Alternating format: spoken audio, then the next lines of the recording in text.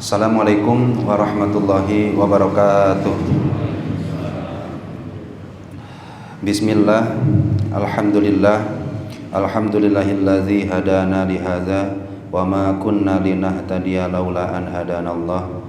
Wassalatu wassalamu ala Rasulillah Sayyidina wa habibina wa qurrati a'yunina wa maulana Muhammadin sallallahu alaihi wasallam ibni Abdillah wa ala alihi wa sahbihi wa mawalah wa la hawla wa la quwata illa billah, amma ba'du. Wa qala fi du'a rabbi shrah li sadri wa yassir li amri wahlul 'uqdatam min lisani yafqahu qawli. Allahumma sakhir lana lisana sidqi waj'alhu mahallal fahmi lil khitab wan nutqa bis shawabi wal amala bis sunnati wal kitab. Allahumma iftah lana abwabal ilmi wa zidna ilma wa fahma wa alhiqna bis sholihin. Allahumma iftah alaina futuhal arifina bi hikmatika wansur alaina rahmataka wa dzakirna ma nasina ya dzal jalali wal ikram. Allahumma ansur ikhwanana al muslimina fi Palestin. Allahumma ansur ikhwanana al muslimin al mujahidin fi Palestin. Allahumma ansur ikhwanana al muslimin al mustad'afin fi Palestin. Allahumma tub bihim warhamhum wa akhrijhum minad dhaiqi wal hisar fa innaka anta arhamur rahimin. Allahumma taqabbal minhum syuhada washfi minhumul marada wal jarha. Allahumma kun lahum wa la takun alaihim fa innahu la haula wa la quwata illa billahil aliyyil azim. Walhamdulillahi rabbil alamin. Ala hazihi niyatil hasanah wa bi kulli niyatin shalihah. Al-Fatihah.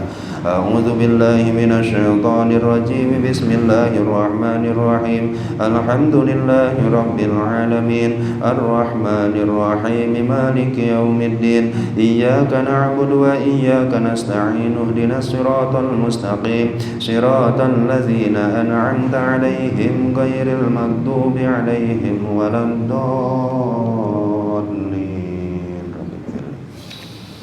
Bismillahirrahmanirrahim. Qala mu'allifu hadzal kitab rahimahullahu ta'ala wa nafa'ana bihi wa bi ulumihi wa a'da alaina min barakatihi wa karamatihi.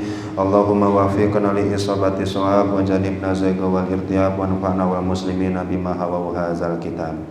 Alhamdulillah, Bapak-bapak sekalian, pada kesempatan malam hari ini kita bisa lanjutkan dan insyaallah kita akan bacakan sebuah hikmah yang menjadi lanjutan dari hikmah yang sebelumnya, yaitu hikmah yang menjelaskan tentang maha murahnya Allah, maha pemberinya Allah, maha lomannya Allah.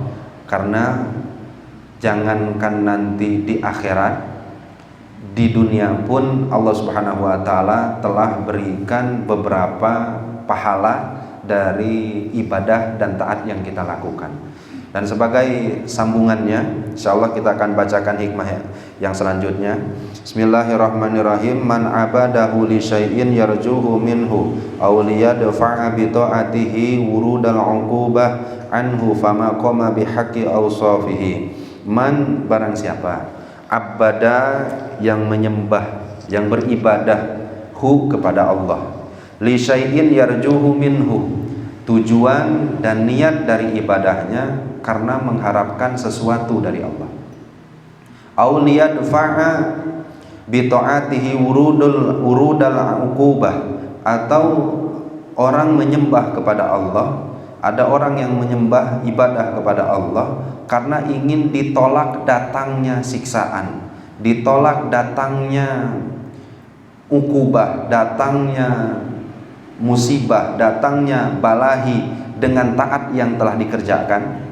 Maka jawabannya maqoma bihaqqi awsafihi, belumlah orang tersebut menunaikan hak sifat-sifat Allah Subhanahu wa taala, belumlah orang tersebut menunaikan hak sifat ketuhanan Allah Subhanahu wa taala. Dan insyaallah pada malam hari ini kita akan bahas salah satu sambungan dari hikmah yang kemarin, bahwa orang yang taat di dunia pasti akan diberikan oleh Allah beberapa pahala atau beberapa macam balasan. Ada yang takwa itu dibalas dengan mayyattaqillah yaj'al lahu makhraja, mayyattaqillah yarzuqhu min haitsu la yahtasib. Ada yang takwa dan taat itu dibalas dengan apapun kesulitan ada jalan keluar. Ada yang takwa itu dibalas dengan apapun keadaan akan Allah berikan rizki dari arah yang tak pernah diduga-duga, tak pernah kita sangka. Nah, gimana kalau memang kita taat dan ibadahnya itu niat dan tujuannya itu untuk mencari pahala dunia tadi ya? Saya mau takwa. Kenapa takwa? Karena saya pingin dari taat saya, ibadah saya, apapun kesulitan, Allah lepaskan kesulitan saya. Atau saya pingin dengan taat dan ibadah saya, Allah subhanahu wa ta'ala berikan saya rizki dari arah yang tak saya duga. Maka gimana kalau ada hamba Allah yang memang ibadahnya itu tujuannya mencari apa yang Allah subhanahu wa ta'ala siapkan di dunia? Maka kata Syekh Ibnu Athaillah As-Sakandari, maqoma bihaqi ausobihi, belum pantas disebut orang yang telah menunaikan haknya Allah. Kenapa bisa seperti itu? Nah, insyaallah kita akan bacakan surahannya atau syarahnya. Qultu annasu bi ibadatillahi bi atibari ikhlasihim ala salasati aqsam. Orang yang menyembah, orang yang beribadah taat kepada Allah dilihat dari segi ikhlasnya kepada Allah dalam beribadah terbagi menjadi 3. Artinya orangnya ikhlas, Pak. Karena lawan dari ikhlas itu riya. Dan riya itu ketika kita taat, ketika kita ibadah, kita tujukan ibadah kita ini untuk makhluk Allah, maka itu udah kategori riya. Entah itu hendak disanjung, entah itu hendak masyhur di hadapan orang lain, entah itu ingin mendapatkan predikat soleh di mata makhluk, entah itu hendak naik kedudukan dan derajat di mata makhluk, maka ibadah yang seperti ini gak akan diterima sama sekali. Tetapi bagaimana sekarang ketika saat, ketika sholat, ketika ibadah, makhluknya sudah tidak ada. Artinya ibadahnya sudah lillahi ta'ala. Tetapi di samping lillahi ta'ala ada tujuan dan motivasi yang lain. Apa tujuan dan motivasi yang lain? Saya sholat tahajud ya karena Allah nyayang sehat. Kan gitu, Pak. Kan kita sering-seringnya kayak gitu. Saya tuh baca Al-Waqiah tuh ya melaksanakan perintah Allah, nyabari hoyong jalbur rizki, dijembarkan rizki. Nah, maka dilihat dari situasi keikhlasan orang yang beribadah kepada Allah, maka terbagi menjadi 3 bagian, Pak. Dan insyaallah mudah-mudahan kita ada salah satu di dalamnya, Pak. Karena kan kalau nggak ada salah satu di dalamnya, celaka luar biasa. Karena tidak termasuk dengan golongan mukhlisin jadinya. Apa golongan yang pertama? Man ya'budullaha khaufan min 'uqubatihi mu'ajjalatan au mu'ajjalatan. Ada orang yang mau taat, mau menyembah, mau ibadah karena sababiyah takut dari siksa Allah, baik siksa yang disegerakan atau siksa yang nanti Allah janjikan di akhirat. Kenapa kamu taat? Kenapa kamu ibadah? Udah ahli masuk neraka. Kenapa masuk neraka nggak mau? Karena kita tahu siksaan teringan di dalam neraka itu adalah dampal kaki kita menginjak, kepala sudah meleleh, mendidih. Itu kan yang paling ringan. Akhirnya motivasi saya beribadah, tujuan saya beribadah agar Allah subhanahu wa ta'ala lepaskan saya dari neraka dan siksanya. Kenapa sering baca tabarok? Ngameh teu ditanya ku malaikat munkar dan nakir. Kenapa sering baca al-muluk? Karena saya nggak mau mendapatkan siksa kubur. Karena kan salah satunya siksa kubur itu bisa, padilah dari al-muluk itu bisa menghilangkan siksa kubur. Ketika ditanya kenapa? Ya karena takut. Ketika kuburan kita masuk kuburan itu kan cuma 2 keadaan. Yang satu raudhah min riyadil jannah, yang satu huproh min huparin niron. Entah itu barzah kita, kubur kita berbentuk taman seperti taman surga, atau berbentuk wadun, atau berbentuk kedukan, atau berbentuk lembah seperti lembah yang ada di neraka. Keadaan kubur cuma 2 aja gitu, Pak. Nah, karena takutnya kita daek macam al-muluk. Karena takutnya kita maulah beribadah. Ikhlas seperti ini, ikhlas. Nah, kemudian ada juga di posisi yang pertama ini, ikhlasnya itu autom'an bi rahmatihi wa hibzihi, ajilan wa ajilan, atau yang mengharapkan rahmat Allah, mengharapkan nikmat dari Allah. Kenapa mau ibadah? Ya, yang masuk surga. Kenapa masuk surga? Atuh piraku hoyong ngalebet kana neraka. Akhirnya ada orang ibadah karena sababnya ingin mendapatkan rahmat Allah, dimasukkan ke dalam surga. Kenapa baca Al-Muluk? Atuh kapan hoyong saya tega ditanya kuman rabbuka, bisa menjawab Allah. Waman nabiyuka, bisa menjawab Rasulullah. Waman ikhwanuka, bisa menjawab muslimin. Wama imamuka, bisa menjawab Al-Qur'anul Karim. Kan hoyong gitu tempatnya. Akhirnya kita beramal soleh dengan tujuan agar nanti di akhirat, agar nanti di kubur kita diselamatkan oleh Allah. Ikhlas seperti ini, ikhlas. Nah, namun ikhlasnya ada pada tingkatan yang pertama, yang mana fahum awamul muslimin wa bihim qala alaihi salatu wasalam laulan nar masajada lillahi sajidun. Adapun golongan yang pertama ini disebutlah muslimin yang awam. Kenapa? Karena Rasul pernah dawuh gini, masajada lillahi sajidun laula annaru masajada lillahi sajidun. Andaikan neraka itu tidak ada, maka ada sebagian dari kelompok hambanya Allah yang tadinya sering sujud jadi eureun sujud teh. Berarti kan nggak bisa dinafikan, Pak. Ada sebagian hamba yang sujudnya itu karena takut neraka. Gimana kalau nerakanya nggak ada? Maka kata Rasulullah, masajada lillahi sajidun. Yang tadinya rajin sujud jadi nggak sujud. Nah, kira-kira untuk tingkat pertama ini adalah ya Pak kita insya Allah. Ya insya Allah kita pisahlah di sini insya Allah. Nah, gimana tingkat yang kedua? Kalau tingkat yang kedua, wa minhun man ya'budullaha mahabbatan bi dzatihi wa syauqan ila liqa'ihi. Yalah orang yang beribadah kepada Allah, ketika ditanya motivasi dan tujuannya, apa tujuan ibadah kepada Allah teh? Syauq mahabbatan bi dzatihi. Ya karena saya cinta ke Allah. Karena saking cintanya saya kepada Allah, saya sholat, saya taat. Terus kenapa kamu sering melaksanakan ibadah menjauhi maksiat? Wa syauqan ila liqa'ihi. Saya ingin bertemu dengan Allah, dan bertemu dengan Allah harus dengan taat, karena pertemuan itu terjadi ketika kita masuk surga. Jadi ada orang motivasinya itu beribadah karena rasa cinta dan rindunya ingin bertemu kepada Allah. Nah, ini yang gimana nih? Adapun golongan yang kedua ini, fahum al-muhibbun al-asyikun minas sairin, adalah golongan orang sairin, orang yang berjalan menuju Allah Subhanahu wa taala, berjalan mendekat dengan Allah Subhanahu wa taala. Nah, insyaallah yang kedua pun kita ada. Gimana yang ketiga? Wa minhum may ya'budullaha qiyaman biwadhaifil ubudiyah wa adaban ma'a azamatir rububiyah. Adapun yang ketiga adalah orang yang beribadah kepada Allah karena menunaikan hak seorang hamba, kewajiban seorang hamba, dan menunaikan hak Allah yang menciptakannya. Hamba itu kan untuk mendapatkan gelar Abdullah itu susahnya luar biasa. Kalau kita kan asal gampang, pokoknya mah asal sedekah, geus hamba Allah. Padahal hamba Allah yang sejati itu nggak seperti itu.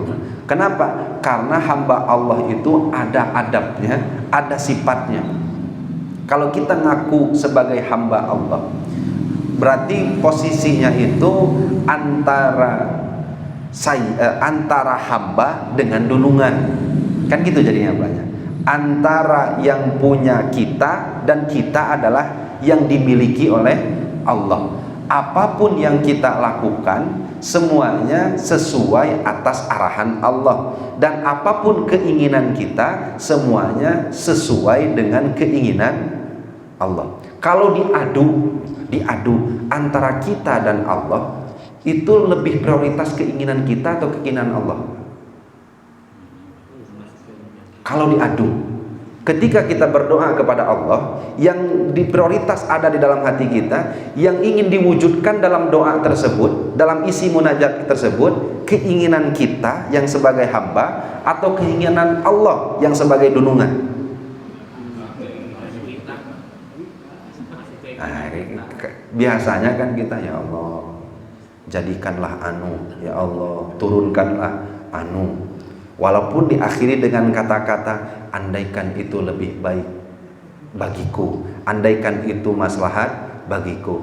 Lamun teu maslahat maslahatkeun ya Allah. Akhirnya ikan ieu teh nu jadi dunungan teh siapa? Yang jadi abdun itu siapa? Yang jadi sayyidnya siapa? Yang jadi hamba siapa? Yang jadi sayyid siapa? Nah, untuk golongan yang ketiga, mereka sudah bisa memposisikan diri, Pak. Dan mereka sudah bisa memprioritaskan keinginan. Kalau di posisi kedua ke satu masih ada prioritas keinginan diri sendiri, Pak. Tapi untuk orang yang hamba Allah yang jenis ketiga, keinginan mereka telah lebur, keinginan mereka telah sirna, yang ada hanyalah berjalan di atas keinginan Allah Subhanahu wa ta'ala. Nah, sehingga ketika mereka berdoa bukan lagi menuntut hak dalam doanya. Ketika mereka berdoa bukan lagi yang ingin diwujudkan oleh Allah itu keinginan mereka, tapi mereka berdoa adalah tanda bukti bahwa mereka itu hamba. Kan hamba itu harus minta, Pak. Bisa dipahami banyak. Hamba itu kan harus minta. Kita tuh gimana bisa mengaku sebagai hamba Allah kalau kitanya nggak mau minta? Dan akhirnya hamba-hamba Allah yang soleh, hamba-hamba Allah yang dekat dengan Allah tetap berdoa. Tetapi ketika mereka berdoa, tetap di dalam hatinya apapun keinginan saya disejalankan dengan keinginan Allah. Nah, makanya dulu saya tuh pernah dapat ijazah doa dari beberapa guru dari Cirebon, dari Bunten. Itu bahasa doanya luar biasa.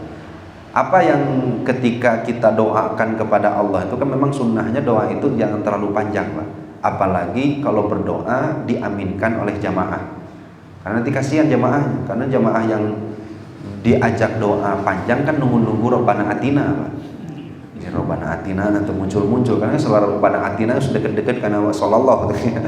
Akhirnya ada salah satu doa, dan kalau Kanjeng Rasul berdoa, dan saya baca dalam salah satu kitab namanya kitab Qodaya wal Mu'asiroh. Ini masih dalam hukum fikih ya, Pak ya. Kalau dalam hukum fikih, wa yusanu lil imami takhfifud du'a lil ma'mum.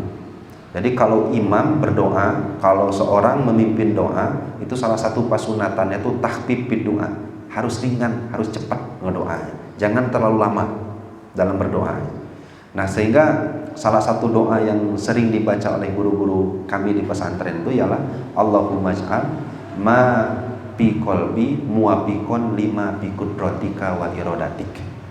Doanya simpel tapi ngena pisan. Allahumma ya Allah, ij'al, semoga engkau jadikan ma fi qalbi, apapun yang terbesit di dalam hatiku, muwafiqon lima bi qudratika wa iradatik, selaras dengan apa yang ada dalam kehendakmu. Luar biasa.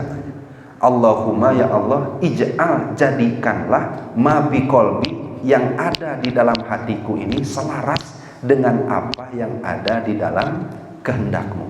Nah, sehingga ketika kita berdoa pun doa kita sejalan dengan iradah Allah. Hari kita makan kebanyakan doa itu bertentangan dengan iradah Allah. Kata Allah A, kita minta B. Bari memaksa hoyong B. Nah, sehingga salah satu yang menjadi perbedaan kita dengan tingkat yang muqarrabin ini adalah mereka sudah tidak lagi ada kepentingan diri. Mereka sudah tidak ada lagi prioritas keinginan. Apapun keinginan mereka, apapun yang mereka jalani dalam kehidupan ini, mereka sudah pasrahkan, mereka sudah tawakalkan kepada Allah Subhanahu wa ta'ala. Nah, sehingga perbedaan itu kan terlihat.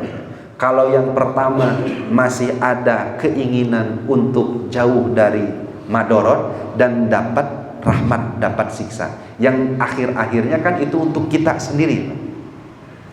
Masuk surga nikmatnya buat Allah, buat kita. Buat kita. Kemudian terhindar dari neraka, manfaatnya buat Allah, buat kita. Masih buat kita. Nah, sehingga untuk golongan yang pertama ini golongan awamul muslimin. Tapi bagus. Tapi ikhlas. Tapi kalau dibandingkan dengan ibadah orang-orang yang soleh lainnya, tentu jauh levelnya kalah berbanding dengan orang-orang yang muqarrabin. Dan insya Allah sebagai sebagai pelengkapnya, kita akan bacakan beberapa nasihat-nasihat, entah itu dari Rasulullah bahkan dari para sahabat, yang mana ini mudah-mudahan menjadi pelengkap bahwa yang dimaksud oleh Syekh Ibnu Athaillah As-Sakandari itu bukan berarti kita sholat itu tidak berharap duniawi, bukan berarti gitu. Atau sholat dan ibadah itu bukan berarti kita tidak berharap jauh dari neraka, bukan seperti itu. Tapi yang dimaksud oleh Imam Ibnu Athaillah As-Sakandari, kalau ada ibadah ingin masuk surga, bagus. Kalau ada ibadah menghindari neraka, bagus. Tapi dari yang bagus ada yang lebih bagus. Nah, kira-kira raus tuh palang begitu kan. Jadi jangan sampai nanti orang yang ibadah mau masuk surga tekaci gitu. Bukan tekaci kene, Pak. Sah kene, tetapi ada yang lebih bagus. Apa yang lebih bagus? Yaitu ibadah, entah itu karena cinta kepada Allah, entah itu ibadah karena menunaikan kewajiban seorang hamba dan menunaikan hak Allah sebagai Tuhan yang menciptakan kita semua. Nah, makanya suatu ketika, Pak, Allah Subhanahu wa taala dawuh dalam Al-Qur'an, ada beberapa kelompok yang mana kelompok tersebut izin minallahi ta'ala, dari Allah Subhanahu wa ta'ala, meminta upah dari ibadah yang mereka kerjakan. Dan nanti Bapak akan temukan dalam Al-Quran, ada kelompok hamba Allah yang kalau selesai ibadah izin minta upah dari ibadah yang telah dikerjakan. Malah ketika beres ibadah, ketika mereka berdoa kepada Allah, yang selalu mereka baca itu adalah Alhamdulillahillazi hadana lihadza wa ma kunna linahtadiya laula an hadanallah. Insyaallah bapak-bapak udah hafal pisan ya, Pak. Karena memang sering keluar dari khotib, entah itu dari penceramah, dai dan lain-lainnya. Kalau kita maknakan, Pak, maknanya itu alhamdulillah, segala puji bagi Allah, allazi hadana, yang telah menunjukkan kepada kita lihaza, untuk ini. Apa yang ditunjukkan Allah ini, Pak? Yaitu agama Islam. Kita bisa masuk Islam tuh dapat sendiri, warisan atau paparin Allah, Pak. Apa paparin? Pemberian dari Allah. Pemberian, murni pemberian dari Allah. Makanya kan selalu diucapkan oleh mereka, Alhamdulillahilladzi hadana lihadza. Ya Allah, nuhun, engkaulah yang memberikan hidayah kepadaku sehingga hatiku tuh menerima Islam. Karena ada orang yang terlahir dari keluarga muslim tapi pada akhirnya keluar dari Islam. Ada nggak, Pak? Ada. Bukti bahwa agama Islam itu bukan waris. Bukti bahwa agama Islam itu adalah orang yang mendapatkan karunia dari Allah. Oh, dah, eta mah masuk Islam karena kita we cerdas. Karena kita we bisa ngelogikakeun. Maksudnya, masa ada alam dunia tapi nggak ada yang menciptakan? Banyak kok orang yang lebih cerdas dari kita, banyak kok orang yang logikanya lebih tajam dari kita, tapi belum terima Islam. Bukti bahwa Islamnya kita tuh bukan kecerdasan kita. Nah, terus naon atuh, kapan laulaan hadanallah? Semuanya pemberian dari Allah. Nah, kemudian yang ketika itu Allah berikan Islam, kira-kira pantas nggak kalau kita, ya Allah, kan saya sudah Islam, mana upahnya? Akhirnya cek malaikat, kapan diberi saya Islam? Yang sudah dikasih Islam, kemudian kita tuntut, ya Allah, mana upahnya? Kan saya sudah muslimin, kan saya sudah mukminin. Kapan Islam dan imanmu pun dikasih oleh Allah? Nah, maka ada di golongan dalam Al-Quran hamba-hamba Allah yang ketika berdoa kepada Allah bukan menuntut, Pak, tapi malah izin. Pernah nggak, Pak, mendoa izin, Pak? Kita doa tapi izin kalau kantos tuh, Pak. Acan. Alhamdulillah, bukan masih orang. Akhirnya, Bapak-bapak sekalian, ketika kita bandingkan perasaan berbeningnya hati-hati orang yang dekat dengan Allah itu, maka rumasa kita, betapa jauhnya kita dengan Allah. Mungkin betapa kotornya hati kita sampai ke hal yang sebegitu terangnya saja kita nggak pahami. Malah kita terjebak dengan keinginan hawa nafsu sendiri, menganggap bahwa sholat kita tuh layak Allah berikan pahala. layak Allah berikan ganjaran dari sholat yang kita lakukan, yang padahal sudah jelas Allah beritahukan dalam Al-Quran, kamu sholat dapat dari saya, kamu Islam dapat dari saya, kamu iman dapat dari saya, kemudian hal yang saya berikan itu kamu tagihkan lagi ke saya. Mana pahalanya, mana hadiahnya? Nah, sehingga andaikan kita tahu perasaan orang-orang yang ada di dalam Al-Quran yang Allah sebutkan ini, nah tentu luar biasa bersihnya hati mereka. Kita gimana tuh? Kita jangan doa, karena memang belum sampai ke makom itu gitu. Akhirnya kita ya jangan pernah lepas berdoa. Artinya bukan berarti orang yang izin meminta nggak berdoa, karena berdoa itu tuntutan menjadi seorang hamba. Bisa dipahami banyak. Ini sama-sama kayak fikih saja sih Pak, kayak ngaji fikih. Orang kalau fikih itu kan sebelum wudhu itu ada yang baca bismillah. Baca bismillah itu wajib atau sunnah? Kan ketika kita wudhu itu kan ketika ngumbah kafain, membasuh dua telapak tangan, itu kan dicontohkan oleh Rasulullah membaca bismillah atas miyatu ingda gosil kafaini, ketika membasuh dua telapak tangan sunnah, sunnah ataupun wajib. Kalaupun ada perbedaan di antara ulama, yang satu sunnah, yang satu wajib, tapi pada buktinya sama-sama baca bismillah atau tidak? Baca bismillah. Nah itu pun sama, ada satu hamba yang berdoa kepada Allah gak ada rasa izin, yang satu berdoa ada rasa izin, tapi bukti nama sama-sama berdoa. Kenapa? Karena berdoa itu perintah dari Allah. Nah, sehingga jadi kita jangan sampai salah paham bahwa apa yang disampaikan oleh Ibnu Athaillah itu melarang kita untuk berdoa. Nah kemudian ada lagi dauhan Rasulullah SAW, dan ini mudah-mudahan sing naikkan kecintaan kita kepada Allah, sing menambah ke hadap asoran kita di hadapan Allah, sing mengikis rasa ujub dan takabur yang ada di dalam hati kita. Karena Rasul itu pernah dawuh gini Pak, dari sekian banyak hamba Allah, ada hamba Allah itu layakun ahadukum kal abdis su'i. Rasul pernah sebutkan, kamu jangan sampai menjadi hamba yang buruk perangainya. Maksudnya gimana Rasul?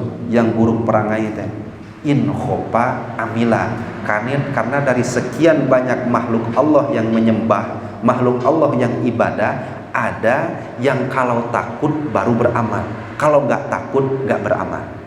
Maka yang kayak gini kata Rasulullah seperti hamba yang buruk perangainya, buruk kedudukannya. Dan juga wakal ajri as-su'i, jangan seperti buruh atau pekerja yang buruk juga, yang tidak baik, yang tidak teladan. Nah, emang yang seperti apa buruh atau pekerja yang tidak teladan ya Rasulullah? Illam yu'to al-ujro lam yakmal, kalau nggak dapat gaji mogok kerjanya.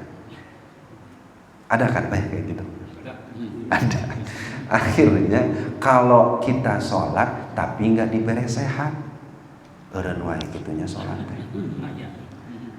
Kalau kita berdoa tapi hilal ijabah belum kelihatan, teh iraha di ijabahna, eureun wae kitu ngadoa teh. Maka kata Rasulullah, jangan seperti buruh yang buruk itu. Kenapa? Karena kalau nggak dapat gaji, eureun kerjaan, demo ke atas.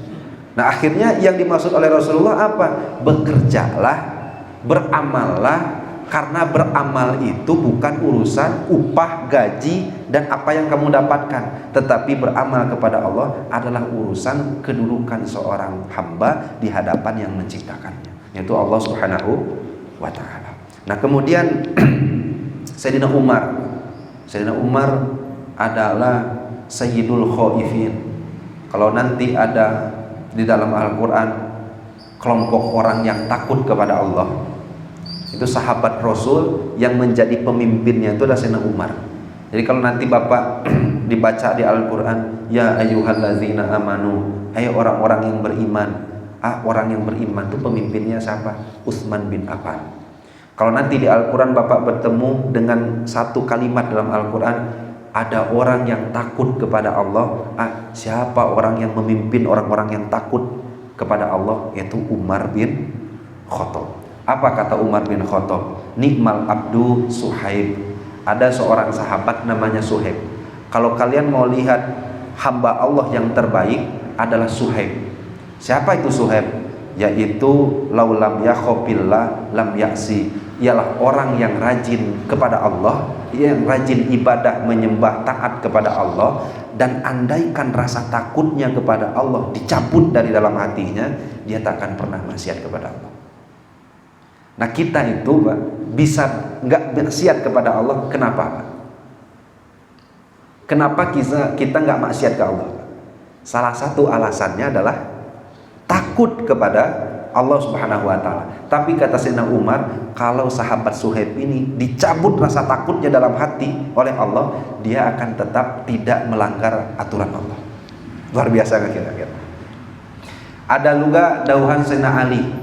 Kata Sayyidina Ali, mazdadtu yaqinan lau kusipal goto an aini. Andaikan sholat subuhku aku kerjakan dan Allah bukakan hijab dari setiap mataku, dan aku bisa dapatkan penglihatan pahala yang aku dapat dari taatku. Sholat subuh pahalanya sakil. Kemudian ketika aku berpuasa, aku pun dibukakan hijab supaya bisa melihat pahala dari puasaku. Dan ketika aku bermaksiat dan Allah tunjukkan ke mataku berapa dosa yang aku pikul dari perbuatan maksiatku, mazdadtu yaqinan, ketika itu terbuka pun tidak menambah keyakinanku sedikit pun. Kenapa nggak bisa menambah? Karena Sayyidina Ali mau dibuka hijab dalam matanya, mau lihat pahala ataupun tidak lihat pahala, mau lihat dosa ataupun tidak, keyakinannya terhadap pahala dan dosa itu sudah di level tertinggi, sudah tidak bisa nambah lagi Pak. Kalau kita kira-kira akhirnya nanti malam Pak, kok Allah itu diberi ilham gitu, akhirnya mimpi Pak, bisa melihat neraka, bisa melihat surga, besoknya kita sholat semakin rajin atau biasa-biasa aja? Semakin rajin. Kenapa bisa semakin rajin? Karena keyakinan kita belum full Pak. Larasnya Pak. Nah, Sayyidina Ali mah gak berpengaruh Pak. Andaikan saya sekarang mau lihat neraka pun keyakinan gak bertambah. Kenapa gak bisa bertambah? Karena sudah stuck Pak. Karena sudah tidak bisa lagi naik level keyakinannya. Nah, itulah sahabatnya Rasulullah Shallallahu Alaihi Wasallam. Ada seorang sahabat bernama Wahab bin Munabbah. Beliau ini sahabat Rasul yang kalau meriwayatkan, sering banyak meriwayatkan dari kitab-kitab umat terdahulu, karena beliau mantan pendeta yang Islam di zaman Rasulullah. Namanya Wahab bin Munabbah. Ada yang nyebut Wahab bin Munabbih, ada yang nyebut Wahab bin Munabbah, tapi orangnya eta takene. Apa kata beliau? Allah Subhanahu wa Ta'ala dawuh dalam kitab Zabur. Kitab Zabur itu kitab yang diturunkan untuk Nabiullah Daud alaihi salatu wasalam ya Pak. Kata beliau, yaqulullahu ta'ala, wa man adlamu mimman abadani li jannatin aw narin law lam akhluq jannatan wala naron lam akun ahlan an utoa. Tahu nggak Daud, siapa hamba yang terdolim di dunia ini? Dan barangkali, mudah-mudahan, jangan barangkali, mudah-mudahan kita nggak termasuk di dalamnya. Allah bertanya kepada kanjeng Nabi Daud, wa man adlamu, siapa orang yang paling zalim di dunia ini? Atau sah ya Allah, yaitu man abbadani, ada orang yang nyembah saya, li jannatin, karena surga, au narin, atau karena neraka, laulam akhluk jannatan wala naron lam akun ahlan an utoa. Dan ada orang yang menyembahku karena surga, ada orang yang taat kepadaku karena neraka, dan akhirnya neraka itu aku hapus, surganya aku hapus, nerakanya aku hapus, dan mereka berhenti beribadah karena melihat diriku tidak layak lagi untuk disembah. Nah, itulah manusia yang paling zalim di dunia ini. Nah, sehingga mudah-mudahan kita nggak tergolong masuk golongan yang ini. Akhirnya tentu dalam keyakinan kita, hati kita, untuk menambah keimanan kita, hendak itu disampaikan, hendak itu kita mendapatkan nikmat dari ibadah, atau hendak itu kita mendapatkan musibah balahi dari ibadah, ibadah itu jangan pernah berhenti. Kenapa? Karena ibadah bukan mendatangkan rezeki. Karena kadang-kadang kita itu selalu ada dalam pikiran, kalau sholat rezeki lancar, kalau nggak sholat rezeki seset. Laras apa? Gitu pisan pan orang mah, kalau sholat rezeki lancar, kalau gak sholat rezeki seset. Nah orang tuh udah terpatri di dalam hati keyakinan seperti itu. Kalaulah seperti itu berarti Rasul gak sholat atuh Pak. Kan gitu jadinya Pak. Berarti lamun kitu Fir'aun rajana sholat atuh. Darah rasaan rezekina Fir'aun jeung rezekina Rasulullah sesetan mana Pak? Itu Rasul dina boktos nama. Nah akhirnya nggak ada sama sekali pengaruh terhadap rezeki. Nah sehingga ada lagi satu di dalam khobar juga kepada Nabi Daud, ahallahu ta'ala ilayya. Nah sampai Allah subhanahu wa ta'ala mewahyukan kepada Nabi Daud alaihi salatu wassalam, dan tahukah kamu setelah dikasih tahu siapa manusia terzolim, siapa arok inna awaddal awidai, siapakah orang yang paling aku kasihi dari sekian banyak kekasih-kekasihku yang ada, siapakah dari kekasih itu yang paling aku kasihi? Kata Allah subhanahu wa ta'ala, saha atuh panginten Gusti, man abadani li ghairi nawalin lakin liyu'tiyar rububiyata haqqoha, yaitu hamba yang beribadah kepadaku bukan untuk mendapatkan keinginannya, tapi hanya beribadah untuk mengerjakan dan menunaikan kewajibannya saja sebagai seorang hamba. Dan itulah kekasih yang paling aku cintai. Dan mudah-mudahan kita termasuk kekasihnya Allah, yang paling dikasihi oleh Allah dan dijauhkan oleh Allah, menjadi seorang yang paling zalim, seorang yang dijauhkan dari rahmat dan taufiknya Allah subhanahu wa ta'ala. Amin ya Allah ya rabbal alamin. Mangga sebelum kita tutup, apabila ada dulu pertanyaan ataupun tambahan dari sepuh-sepuh sekalian, dari guru-guru sekalian, mangga di atas.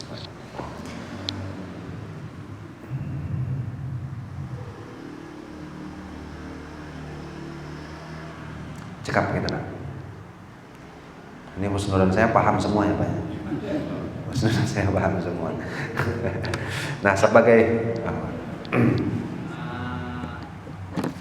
lebih baik mana kita berdoa itu dikersakakeun Allah atau karena Allah? Maksudnya kumanya banyak. Ya kita berdoa ini karena Allah atau karena kuasanya Allah atau rahmatnya Allah, itu lebih baik yang mana? Ya sebenarnya sama-sama saja Pak. Yang intinya di dalam itikat kita yang baik itu, salah satu yang baik dan terbaik dari yang baik itu adalah setiap yang kita lakukan semuanya adalah rahmat dari Allah. Jadi jangan sampai punya itikat seperti ini Pak. Itikat bahwa ibadah, doa, puasa, taat yang kita kerjakan murni hasil sendiri. Nah asal jangan itu aja. Entah itu nanti ini karena rahmatnya Allah, ini karena dikuasakan oleh Allah, ini karena taufik Allah, atau ini karena Allahnya, itu mah mana we. Yang penting jangan sampai kita tuh rumasa diri kita, hasil sholat tuh hasil diri sendiri. Kenapa nggak boleh kira-kira? Kenapa nggak boleh punya itikat seperti itu? Karena setan seneng kalau ada orang yang remasa dia ibadah hasil diri sendiri. Kenapa senang? Lebih mudah memasukkan ujub ke dalam dirinya. Tuh kan, kamu mah ada jagoan, kamu mah hadeh, kamu mah soleh, dah batur macam bisa sih gak kamu. Laras apa?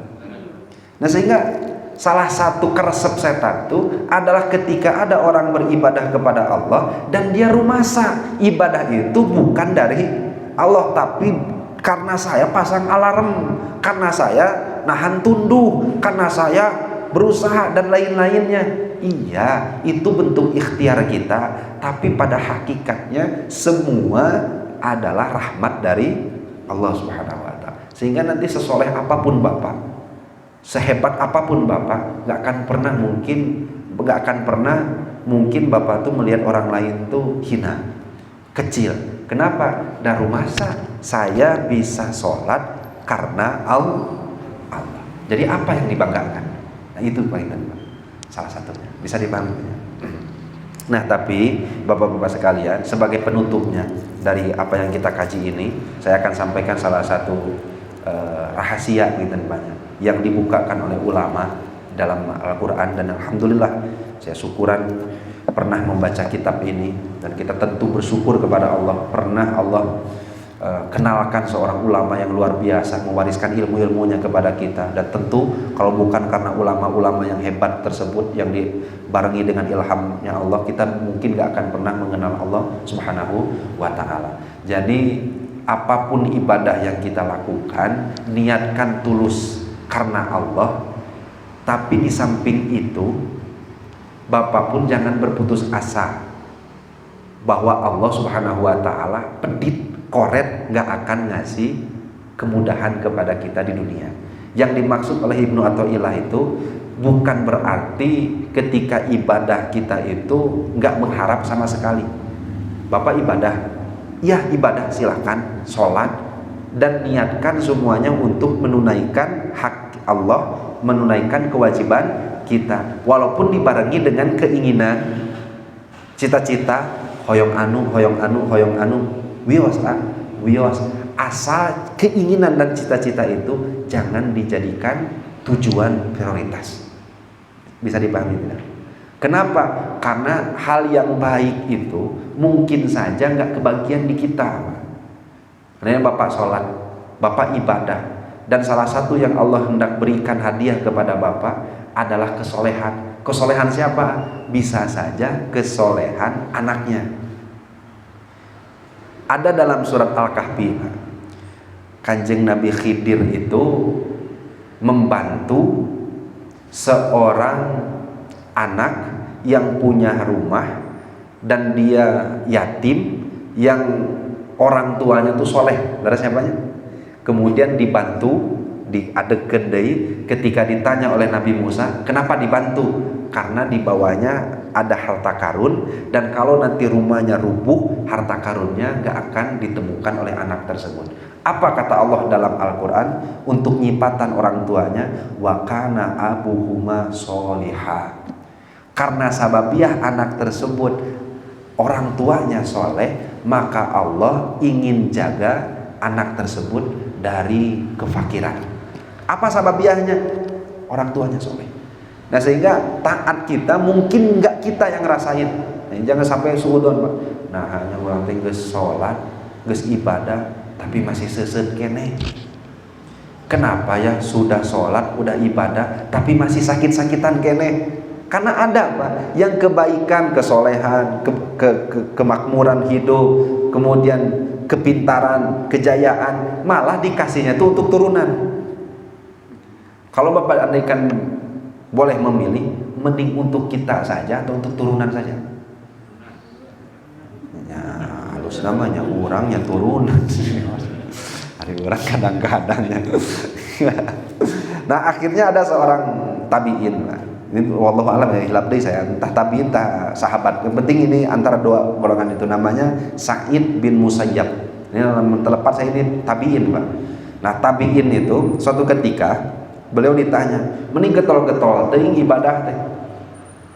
Ayo kalau sudah tahajud, Pak, angkat isya, uih pada subuh. Itu pun pada subuhnya nunggu dulu duha. Pernah?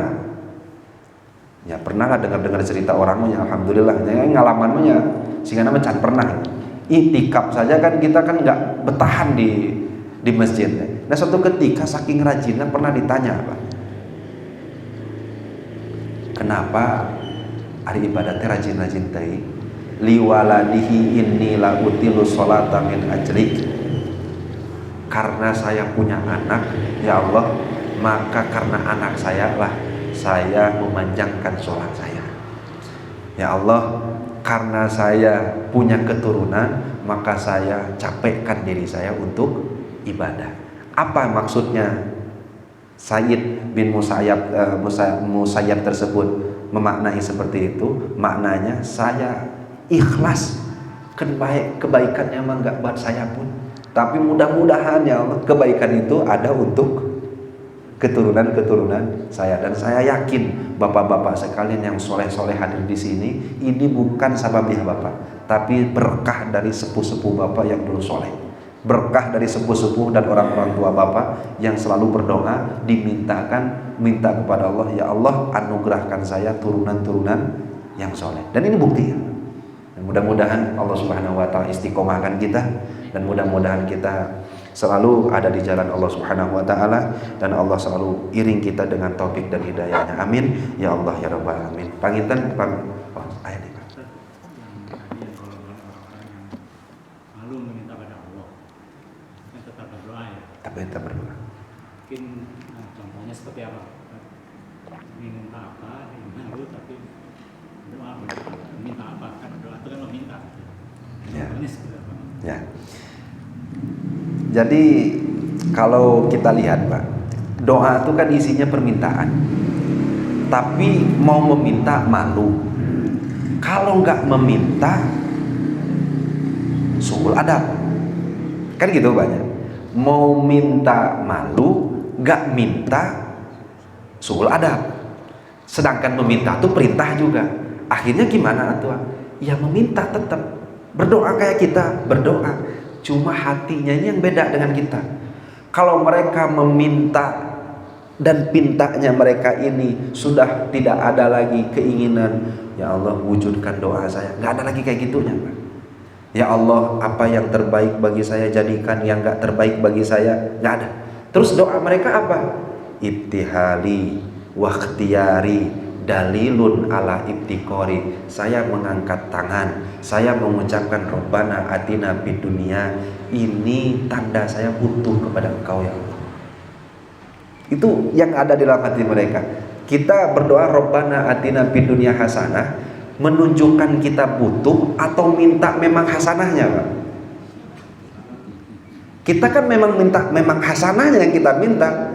Nggak ada dalam hati kita tuh, ya Allah ini yang saya lakukan sekarang ini dalil, ini ciri saya tuh butuh kepada Engkau. Kan nggak ada itunya Pak. Nah perbedaannya apa? Perbedaannya hatinya gitu Pak. Perbedaan tuh kemurnian mereka dalam melaksanakan ibadah kepada Allah. Mudah-mudahan kita termasuk di dalamnya gitu. Bisa dipahami. Nah jadi walaupun izin, walaupun malu kepada Allah, tetap ibadah, dan jadi perbedaannya adalah nah panginten tak ada Pak cekapannya. Kami cekap, mudah-mudahan sing aya manfaatna, ditutup dengan doa wabillahi taufiq wal hidayah. Wassalamualaikum warahmatullahi wabarakatuh.